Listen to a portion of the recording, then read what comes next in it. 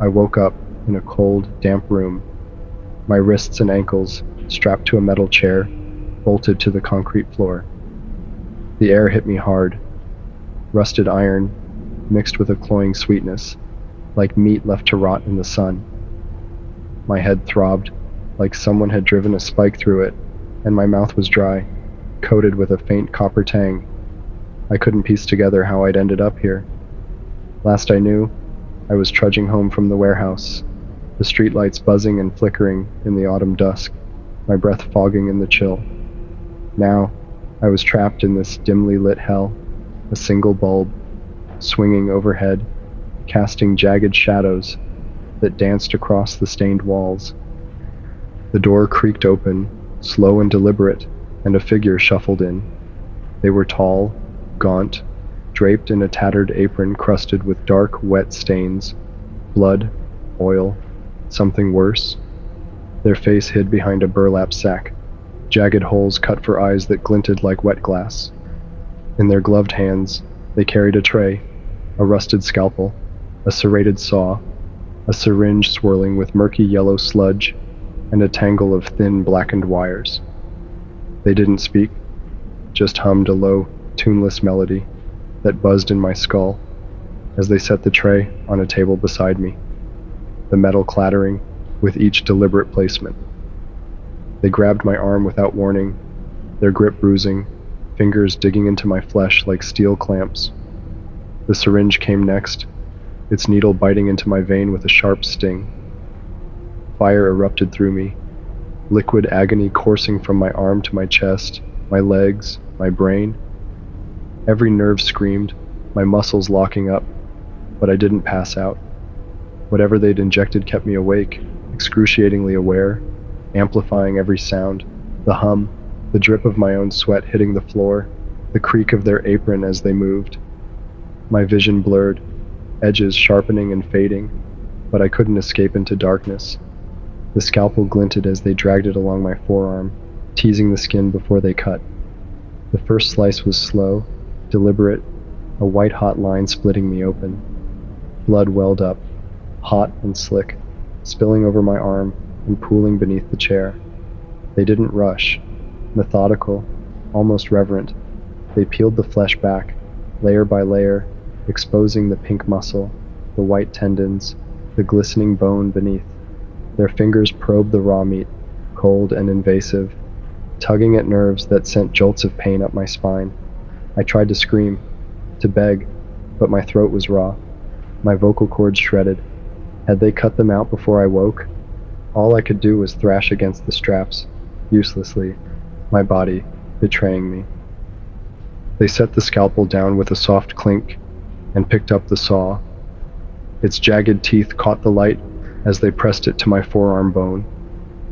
The first cut was a grinding, splintering torment, the sound of metal on marrow reverberating through the room, drowning out my silent gasps.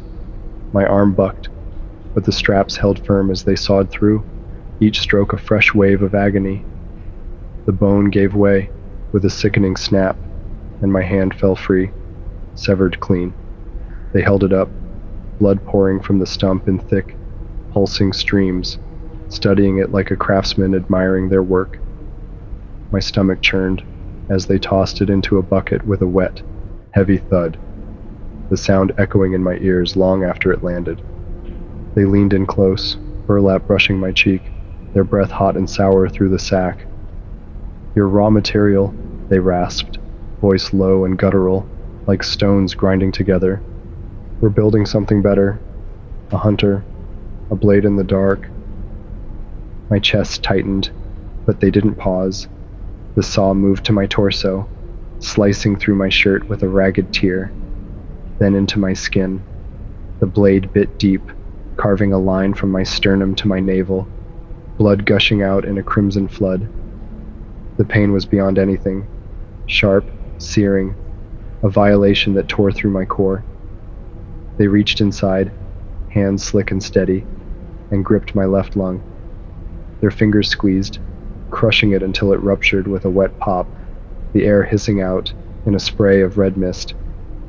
I couldn't breathe right, my chest heaving uselessly, but I didn't die. That yellow poison kept me alive, a shuddering ruin, forcing me to feel every second. They worked for hours, or days maybe, time lost in the haze of torment. My legs were next.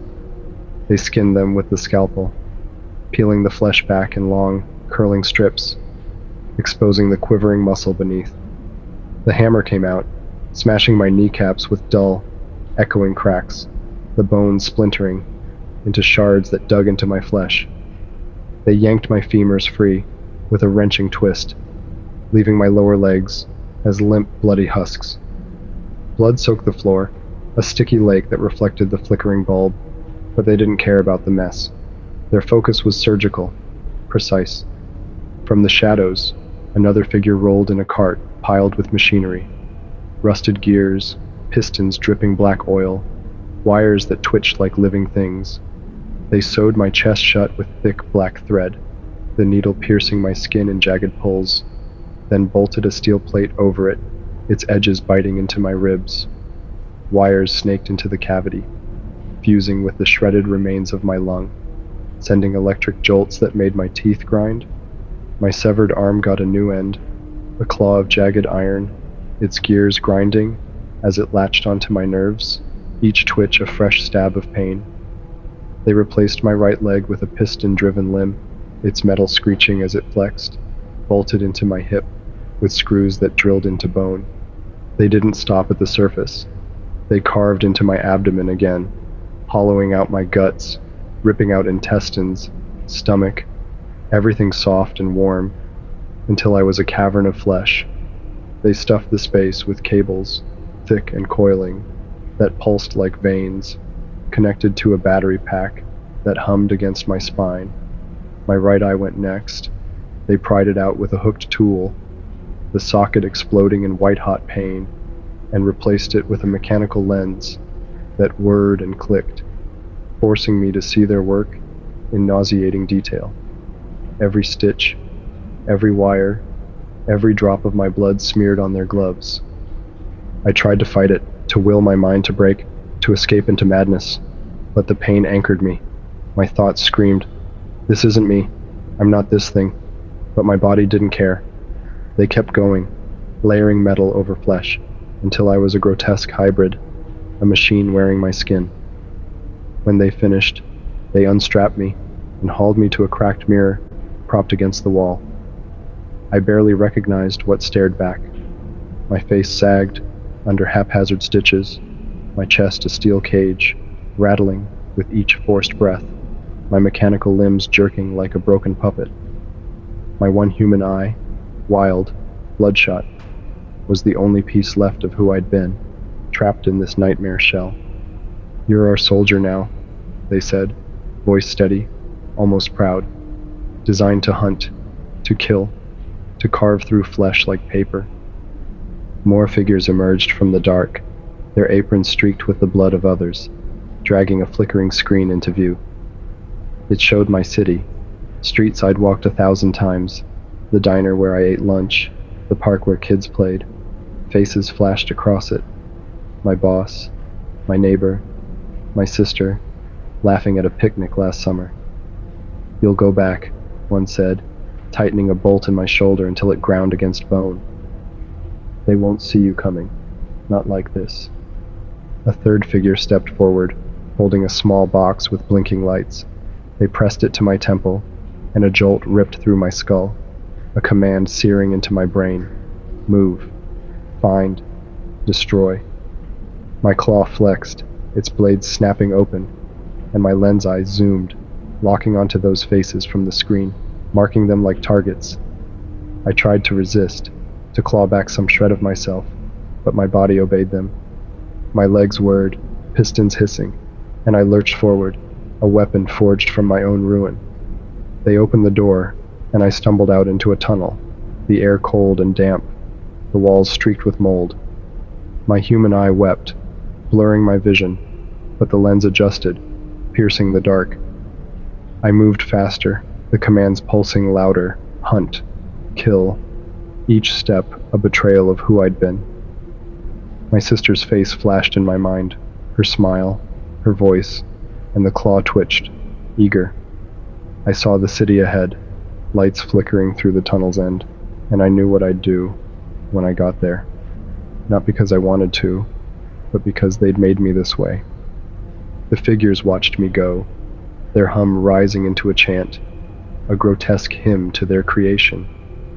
I was their soldier now, a machine with a man's memories, a hunter with no choice. My last human thought drowned in the grind of gears. I wasn't dead. I was worse. And soon, everyone I'd ever known would know it too.